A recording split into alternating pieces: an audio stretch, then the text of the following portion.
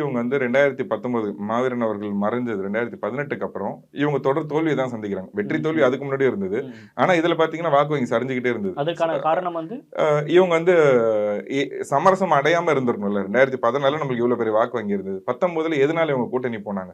ம். 10.5 இல்ல வந்து இவங்க அதுக்கு முன்னாடி பேசியிருந்தது 18%, 15% எத பத்தியுமே பேசல. டைரக்ட்டா இவங்க பையனுக்கு ராஜ்யசபா சீட் கிடைக்குதுன்றதுனால ம். அவர் வந்து ஏடிஎம்கேவும், பிஜேபிக்கும் அந்த கூட்டணிக்குள்ள போயிட்டாரு. ம். நான் என்ன கேட்கிறேன் 2019ல மாநிலத்துல ஏடிஎம்கே ஆட்சி இருந்தது. மத்தியில வந்து பிஜேபி ஆட்சி இருந்தது. அன்னைக்கு இவங்க இந்த 10.5 இல்ல எனி நம்பர்ஸ விட்டுறலாம். ரிசர்வேஷன கேட்டு வாங்கியிருக்கலாம்ல. ம். 2மே உங்களுக்கு சாதகமான ஆட்சி இருந்தது. அன்னைக்கு விட்டுட்டாங்க. 2021 எலக்ஷனுக்கு ஓராண்டு ம். 1 மாசம் முன்னாடி இந்த நோட்டிஃபிகேஷன் எலக்ஷன் வந்ததுக்கு கமிஷன் அப்புறம். டேக் ஓவர் பண்றதுக்கு ஒரு ஃபியூ ஹவர்ஸ் முன்னாடி அவங்க நான் போராட்டம் பண்றோம் அப்படின்ற மாதிரி ஒரு டிராமாவை போட்டு இவங்க 2 பேரும் சேர்ந்து இவரும் ராமதாஸ் ஐயாவும் எடப்பாடி அவர்கள் இவங்க 2 பேரும் சேர்ந்து ஒரு நாடகத்தை போட்டு 10.5 குடுக்குற மாதிரி கொடுத்தாங்க. ம். நாங்க என்ன சொன்னோம் 10.5 எடப்பாடி அவர்கள் கொடுத்தாரு நன்றிலாம் தெரிவிச்சோம். ஆனா அது வந்து சரியான முறையில கொடுக்கல. இது வந்து ஒரு ஏமாத்துற செயல் அன்னைக்கே சொன்னோம்.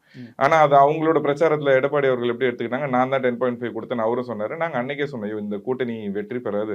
இவங்க வந்து மக்களை ஏமாத்துறாங்கன்னு. அதே மாதிரி அந்த கூட்டணி தோல்வி அடைஞ்சது. அந்த கூட்டணியோட தோல்விக்கு 10.5 சரியான முறையில கொடுக்காததான் சரியான முறையில கொடுக்காததும் பாமக மேல இருந்த எதிர்ப்பு அரசியல் தான் அது காரணம்.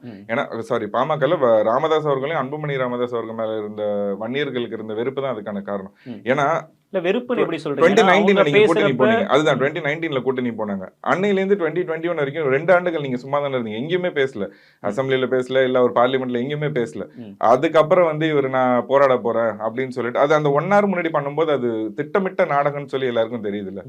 அதனால தான் அவங்க தோல்வி அடைஞ்சாங்க. அந்த ஃபேம் அவங்களால கேரி பண்ணிக்கவே முடியல. 2021 எலெக்ஷன்ல அவங்களோட பிரச்சாரமே வந்து நாங்க தான் 10.5 கொடுத்தோம். அப்படி இருந்தும் 25 தொகுதியில நின்னு 20 தொகுதியில தோத்து தான் போனாங்க. இத வச்சு தான் சொல்றேன் அவங்களுக்கான அரசியல் பின்னடைவு அங்கே இருந்து ஆரம்பிச்சது. 2019ல இருந்து ஆரம்பிச்சது. வாக்கு வங்கி சரிஞ்சுகிட்டே போச்சு. 5.7 இருந்தது, 3.5 இருந்தது. இன்னைக்கு 2% கீழ இருக்காங்க பாமக. அங்கீகரிக்கப்பட்ட கட்சியாவும் இல்ல. ஆமா. ரெகக்னிஷனும் போயிடுச்சு. சின்னமும் போயிடுச்சு. 2மே கிடையாது இப்போ. ஒரு ஸ்டேட் ரெகக்னைஸ் பார்ட்டியாவும் இல்ல. அந்த பார்ட்டிக்கான சிம்பலும் நிராகரிக்கப்பட்டுருச்சு.